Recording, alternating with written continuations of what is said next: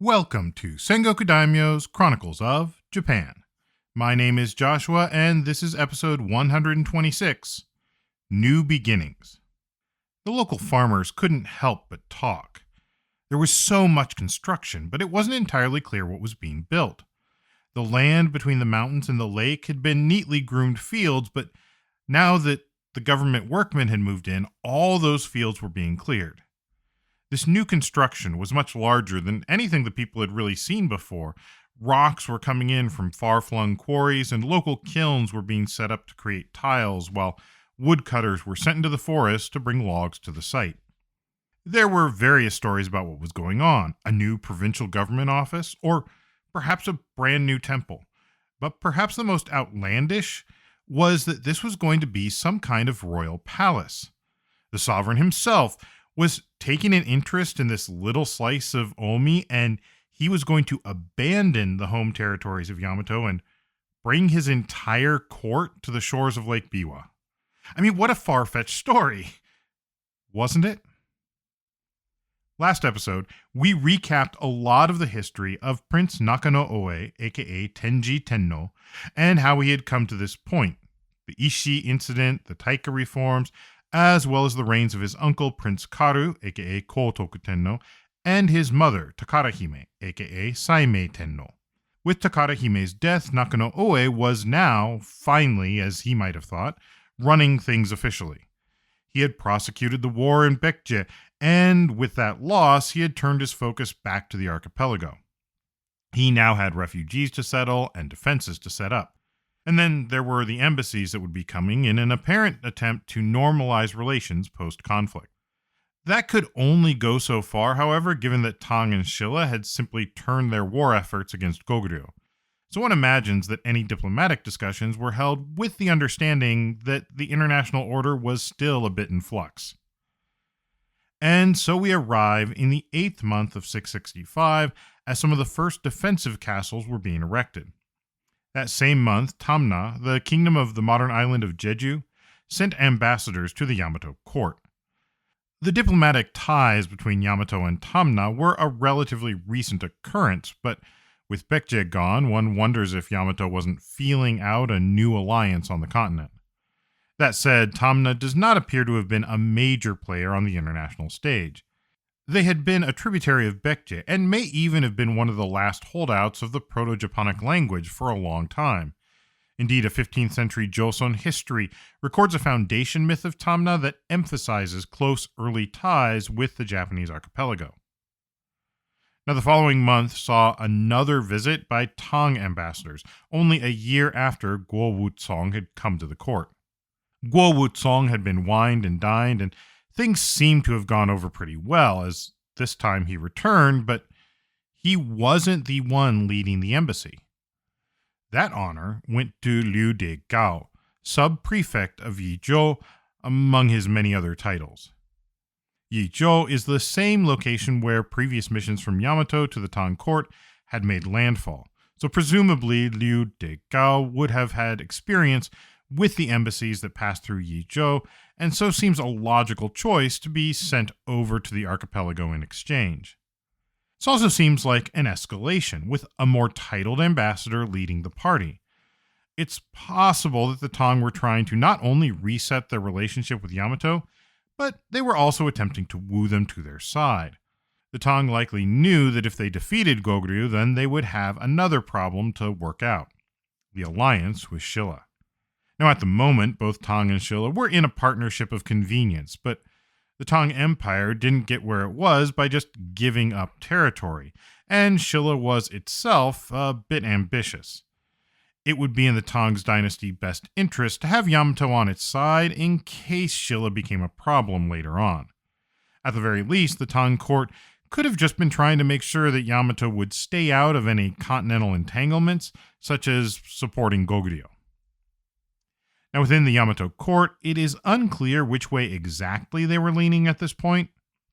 The court was clearly building defensive positions, fortresses, and more.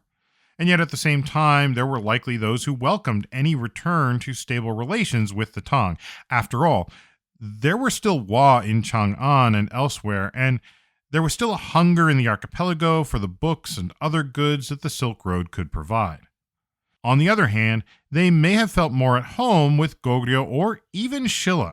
The bonds with the Korean peninsula were older and likely stronger, and as long as the Tang Empire was busy with other states, then perhaps they would be too preoccupied to attack Yamato. Liu Degao and his entourage had arrived at Tsushima on the 28th day of the 7th month. They would have been put up there for a time and entertained. If this embassy followed later conventions, they would have likely pulled into a harbor, possibly like the one near Kofunakoshi. This is a narrow spot between the two parts of Tsushima, where we know that in the 9th century at least, ships from the Tang Empire would stop, register goods and people, and likely have them transferred to Japanese ships. All the checking and cataloging would happen at nearby Bairinji Temple. But even if they didn't have to transport everything to another ship, it's likely that they would have been held at Tsushima for a little while for security purposes. Tsushima was ideal from Yamato's perspective, both for its distance, halfway between the Korean peninsula and the Japanese archipelago, but also for its shape, with numerous places that ships could sit at anchor in secluded bays, away from any weather or rough seas that could otherwise cause problems. We don't know exactly what the Tang embassy's stay was like, but we know that they were at Tsushima for roughly 2 months, which was probably the time it took to get a message to the Yamato court and back. We know how long it was because we learned that it is on the 20th day of the 9th month that they finally make landfall at Tsukushi or Kyushu, and 2 days later, they forwarded a letter case to the Yamato court. 2 months later, we know that they were at court, as there was a banquet held for Liu Degao on the 13th day of the 11th month, and then a month after that, Liu Degao and the rest of the mission were presented gifts, after which they left and returned to the Tang court. We're also told that Mori no Kimi no Oishi, along with Sakaibe no Muraji no Iwashiki and Kimi no Kishi no Harima, all went to the Tang court that same month, no doubt traveling with Degao and Wuzong.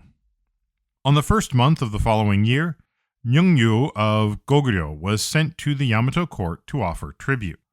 On the same day, the 11th day of the first month, Tamna also sent someone identified as Prince Siyo to offer presents. Now immediately, I'm wondering about the way that this is presented. Both of these states, Goguryeo and Tamna, were allies of the former Baekje kingdom, and I have to wonder how the Goguryeo ships made their way.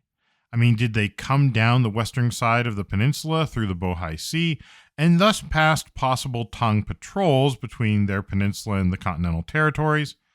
Or did they head through the East Sea, aka the Japan Sea, where they would have to pass by the coast of Shilla, whom they were also not on great terms with? The fact that both missions are mentioned at the same time suggests to me that maybe the Goguryeo embassy sailed down to Tamna on Jeju Island, and then the two groups made their way over to Yamato together from there. Other things about this entry to note are that the chroniclers use different terms for these visits to the Yamato court. Goguryeo uses a term that Aston translates as offering tribute, while Tamna uses a different term indicating that they were offering presents. This may be as simple as the difference in the various relationships between the polities as viewed by the chroniclers. After all, there was a long relationship between Yamato and Goguryeo, which was considered one of the three Han or Samhan.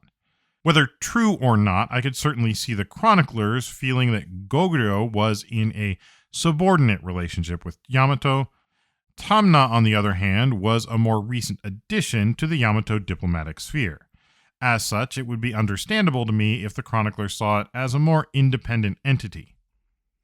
It also may hint at different messages being communicated. I mean, as far as we can tell, Tamna wasn't under direct threat by the Tang Empire, though they may have been feeling a little bit of heat given the fall of Baekje and the Tang Empire's new outpost on the peninsula, just across the waters. Goguryeo, however, was under more direct threat and had been in conflict with the Tang for years. On top of that, based on what we can tell, it seems that young Geesamun, the despot that had been ruling Goguryeo and helping it defend against the Tang, had just recently passed away.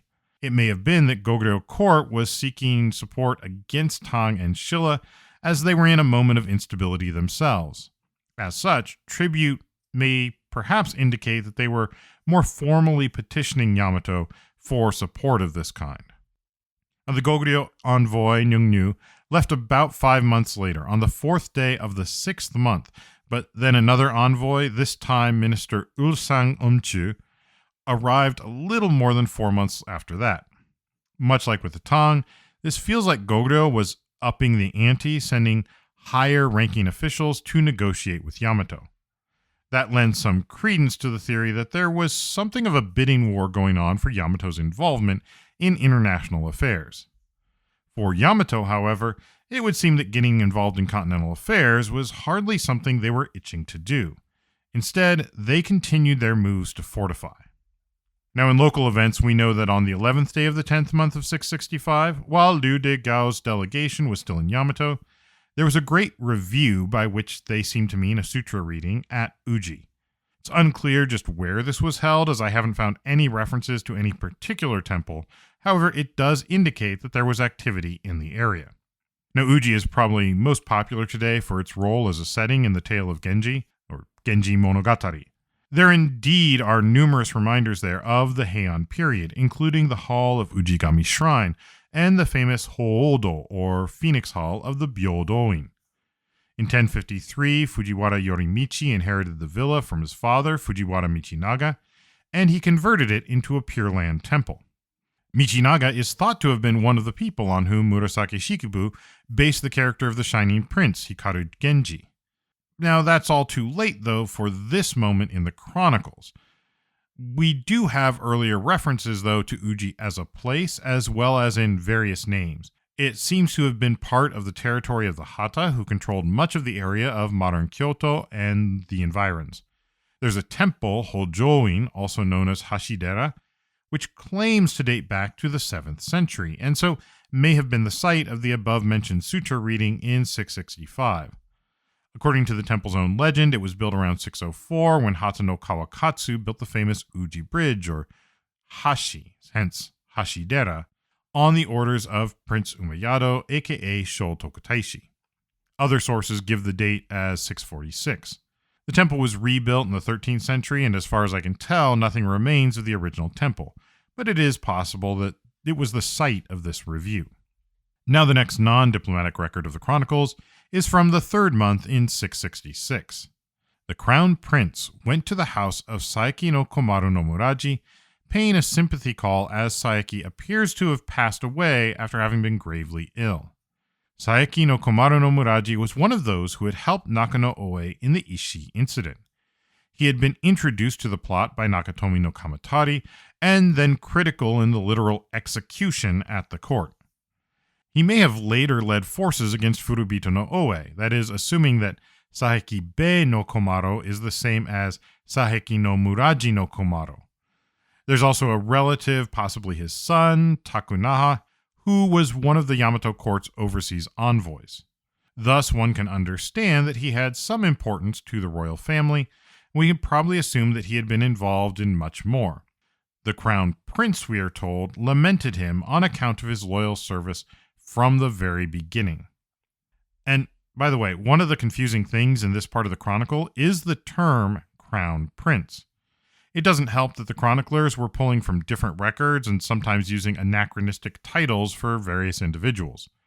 Naka no Oe had been known as the crown prince since about the time of Takara Hime, whether he actually was or not.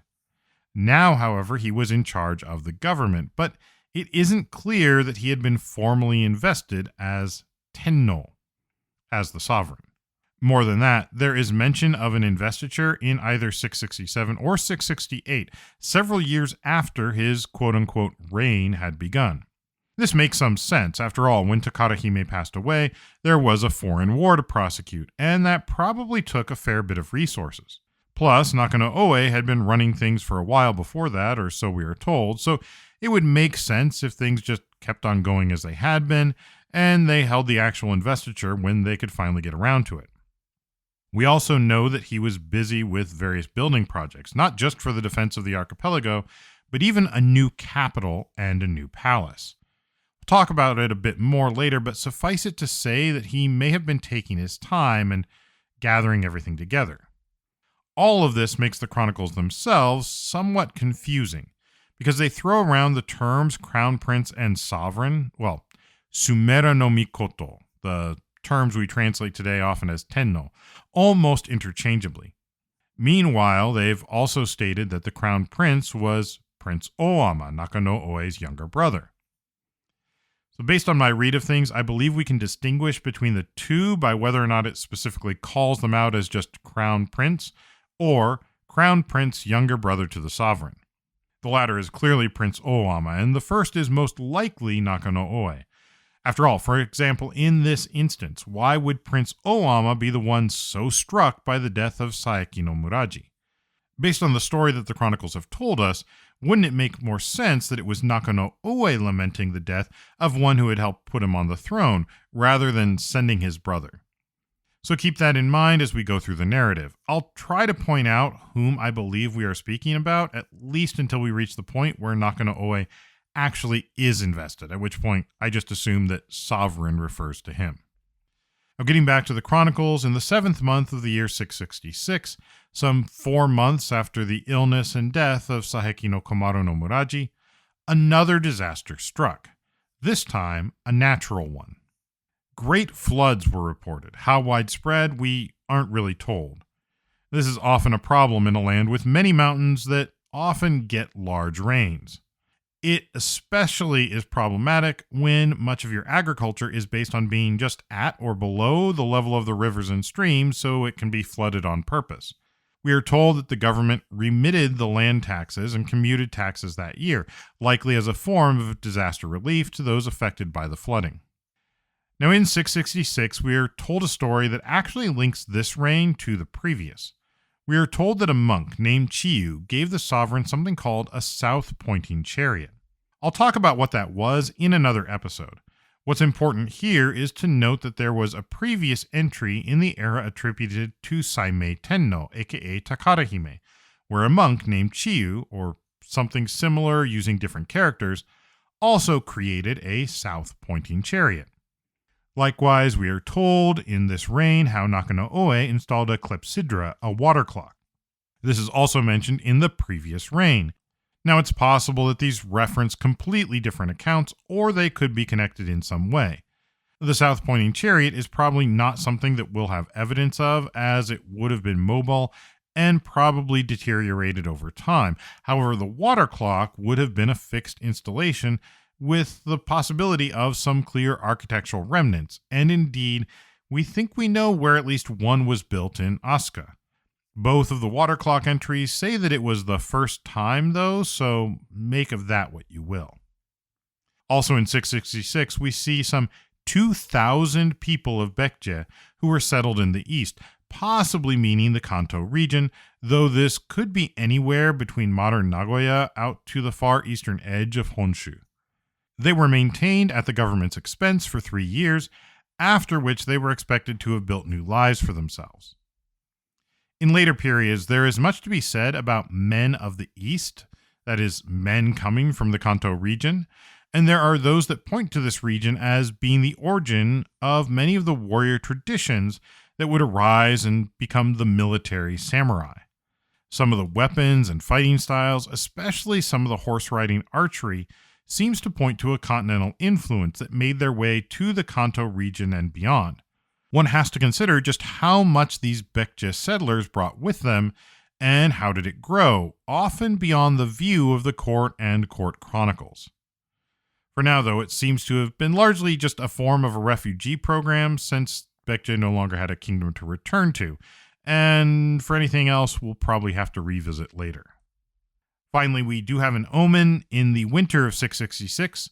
The rats in the capital, in Asuka, headed north to Omi.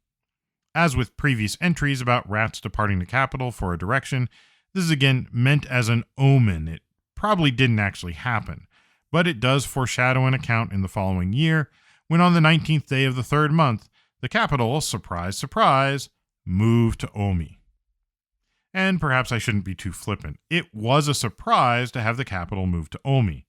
I mean, there are accounts of legendary sovereigns that had their palace outside of the Nara Basin or Kawachi area, but at this point, Yamato had been really building up in those areas, So why would they suddenly relocate to Omi of all places?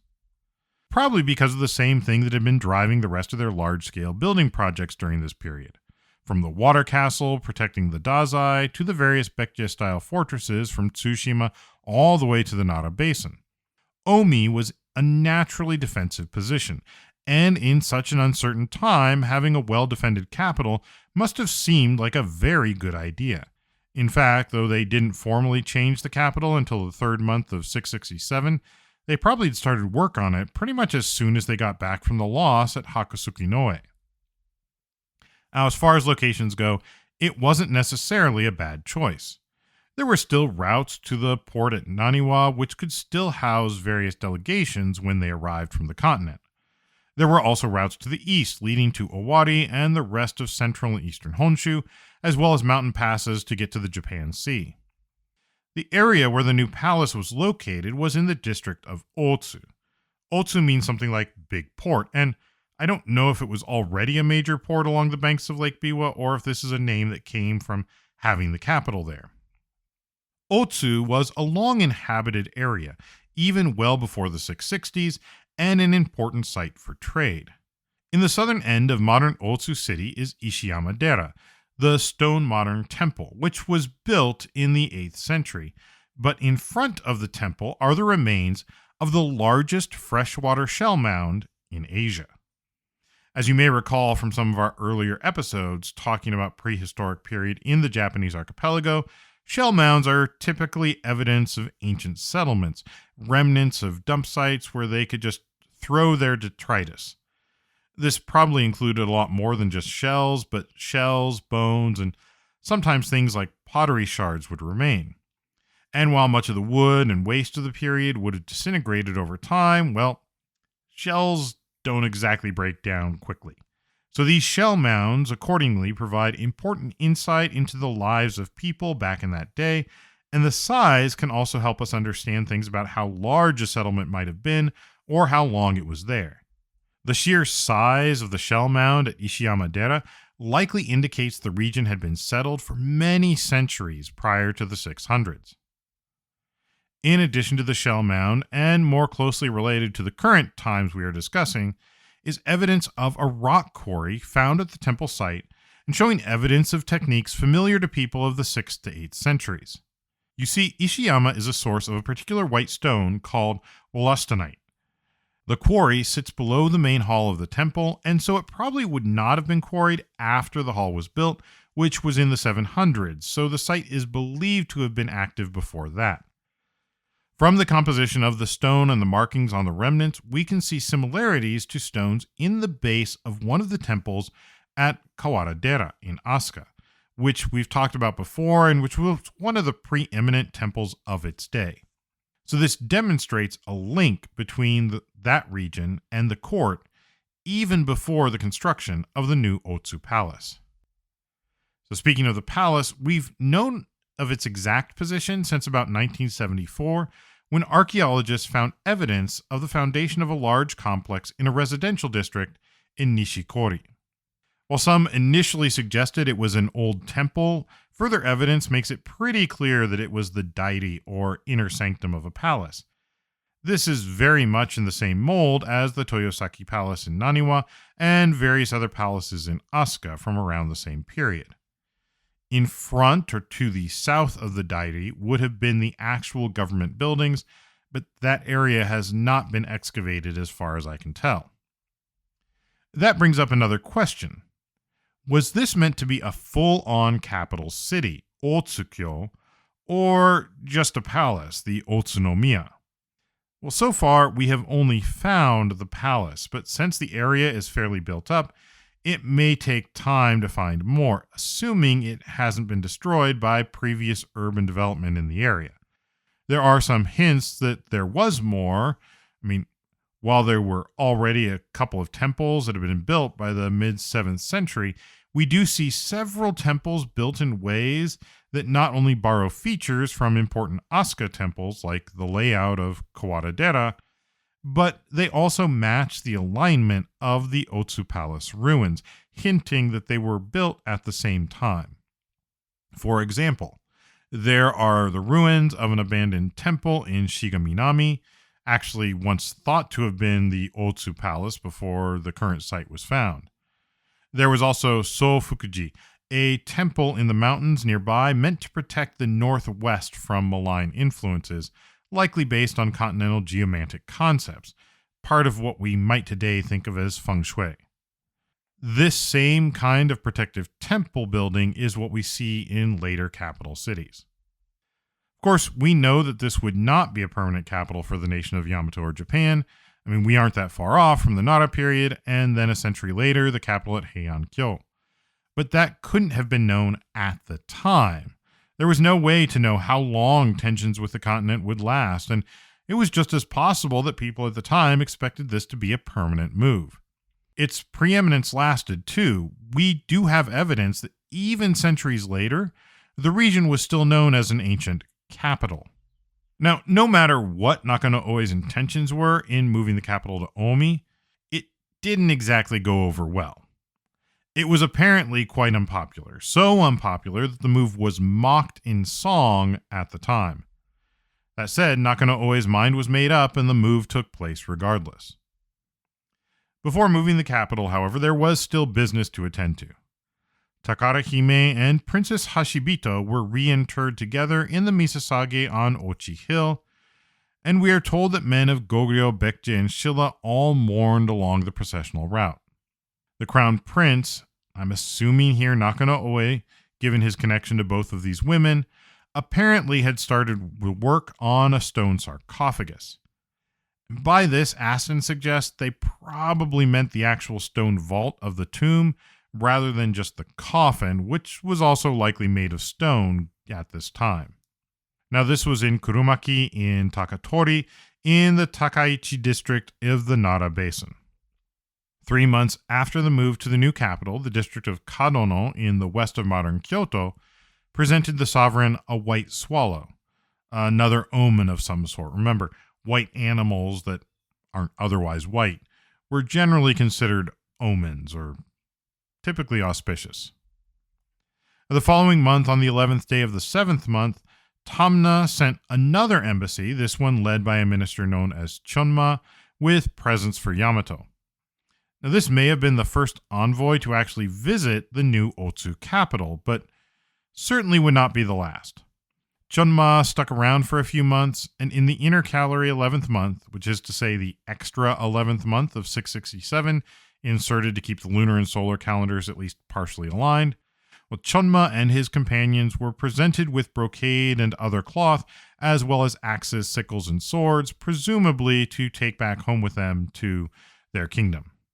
While Chonma was at court, there was apparently another bit of diplomatic ping-pong going on. Liu Jianyuan, the Tang general in charge of Baekje, sent Jema Fatsong and others to escort Sakaibe no Iwashiki and those with him back to the Dazai in Tsukushi.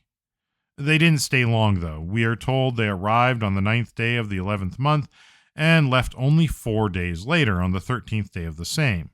When they left, however, they themselves were given escorts of Yuki no Muraji no Hakatoko, the same one whose memoirs we relied on for that previous trip to the Tang court, as well as Kaso no Omi no Moroshi. So I guess they were escorting the escorts? I mean, at what point does it end? Hakatoko and others made it back 3 months later on the 23rd day of the first month of 668 and reported on their own escort mission, which suggests to me that they didn't escort them all that far. They may have just seen them back to the Korean peninsula and that was it. Now, Hakatoko's escort mission did mean that he missed a rather important event, the crown prince assuming the dignity. That is to say, Naka no Oe finally took the title of sovereign. A note in the text suggests that there were other sources that said this was actually happened in the 3rd month of the previous year, which would be the same time that the Otsu capital was built, which would make sense. 4 days after this, they held a banquet in the palace for all of the court ministers. Now, a little over a month later, Naka no Oe's wife, Yamato Bime, was appointed queen. We're then told of his other wives and consorts. To be clear, Naka no Oe had been collecting consorts for a bit of a time, so let's talk about a few of them. To start with, There was Yamato Bime, the Yamato princess, daughter of none other than Naka no Oe's half-brother, Prince Furubito no Oe. That's right, his former rival to the throne. Then there was Ochi no Iratsume, aka Princess Miyatsuko, the daughter of none other than Sogo no Kurayamada no Ishikawa no Maro. She had a son, Prince Takeru, who died in 651 at the age of 8. And that suggests that she and Naka no Oe had been together since at least 643, 2 years before the Ishii incident. Another one of her daughters, Princess Uno, would go on to marry Naka no Oe's younger brother, Prince Oama, the new crowned prince. Ochi no Iratsume seems to have died of grief in 649 after her father and much of her family were destroyed on the orders of her husband, Naka no Oe. We're told that Naka no Oe also married Ochi no Iratsume's younger sister, Mehi no Iratsume. She had 2 daughters, Princess Minabe and Princess Abe. At this point, Abe was probably only about 7 or 8 years old herself, but she would eventually be married to Prince Kusakabe, the son of Prince Oama and Princess Uno, whom we just mentioned. Naka no Oe also had 2 other consorts. Tachibana no Iratsume was the daughter of Abe no Kurahashi no Maro no Omi. He was the first Sa-daijin, or minister of the left, at the start of the Taika reforms, so immediately following the Ishii incident. And then there was Hitachi no Iratsume, the daughter of Sogo no Akae. And Sogo no Akae is an interesting figure. You may recall the name from episode 118. Sogo no Akae was the acting minister in charge in Yamato when Prince Arima tried to start up a revolt against Takara-hime. It was in his house where Prince Arima laid out his plan, but a broken armrest convinced Sogo no Akae to turn against the conspirators and turn them in. So it's interesting to hear that his daughter was married to Naka no Oe. We are also told of 4 palace women that Naka no Oe is said to have had children with. The implication seems to be that these were women at the palace, but they were not formally recognized with the same title and status as the formal consorts, and of course the queen, Naka no Oe's primary wife. This fits in with at least one theory I've seen that Naka no Oe was something of a ladies' man. It seems he got around even more than Murasaki Shikibu's fictional shining prince, Hikaru Genji. We are told that there were at least 14 children among the 9 official wives, and one has to consider that they were unlikely to record many of the women whom he may have slept with, but whom he did not have children with. And there is a theory that one of those not mentioned may have even been his own full-blooded sister. Specifically, his sister, Princess Hashibito, who was married to none other than Naka no Oe's uncle, Prince Karu, aka Jomei Tenno, and who was just reinterred earlier this episode. Now, to be perfectly honest, we have no clear evidence that these two were anything more than close siblings, but as you may recall, how we mentioned back in episode 114 that there was something that caused a falling out between Prince Karu and Naka no Oe, such that Naka no Oe disobeyed the sovereign's direct order in moving himself and the royal family back to Asuka. Well, that meant Naka no Oe, his wives, his mother, and his sister, Princess, at that point, Queen Hashibito. So yeah, he absconded with Karu's wife, who was Naka no Oe's full-blooded sister. And as we've noted before, ancient Yamato's concept of incest was pretty narrow. It was only if you had the same mother that you were considered full siblings, even if the father was someone else. And I suspect that this is related to the matrilineal nature of succession as well, which is why it was so important to insist that the ancient sovereigns had a direct lineal connection to the royal line through their mother as much as through their father. So if Naka no Oe and his full-blooded sister were having any kind of relationship that was considered wrong or scandalous, that could also help explain why he may not have taken the throne sooner, and possibly even why it passed over to his mother. But now, both Takara-hime and Hashibito were quite literally dead and buried, and Naka no Oe had ascended to the throne. Of the so-called palace women that are listed as being likewise married to, or at least in some kind of relationship with Naka no Oe, I'd like to focus on one in particular. Iga no Uneme no Yakako. For one, she is specifically mentioned as an uneme, one of the women sent to the court specifically to serve in the palace. But her parentage isn't further illuminated other than the name Iga, which is probably a locative, possibly referring to the area of Iga where she may have come from. This is also interesting because we are told that she gave birth to a son, who we see as Prince Iga, but also known later as Prince Otomo. Now, despite his mother's apparently unremarkable status, Prince Otomo seems to have been quite the apple of his father's eye. He was born in 648, so in 668 he was just about 20 years old, meaning that around this time he was probably just coming into his own at court. He was married to his cousin, Princess Tochi, daughter of his uncle, Crown Prince Owama. He was also married to someone named Mimotoji, who appears to have been a daughter of Nakatomi no Kamatari, meaning that this Prince Otomo, son of an uneme, was pretty well connected. But we'll get into that more in a future episode. For now, I think I'd like to leave it here with the move of the capital to Otsu and the formal ascension of Naka no Oe to the throne. We'll talk about what that might mean in the future, but until then, I just want to thank you again for listening, and thank you for all of your support. Remember, if you like what we're doing, please tell your friends and feel free to rate us wherever you listen to podcasts.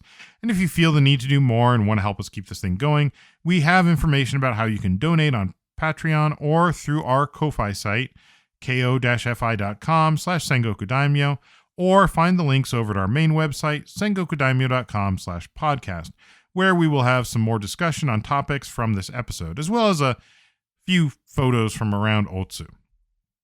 Also, feel free to reach out to our Sengoku Daimyo Facebook page. You can also email us at thesengokudaimyo@gmail.com.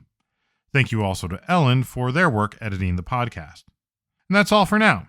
Thank you again, and I'll see you next episode on Sengoku Daimyo's Chronicles of Japan.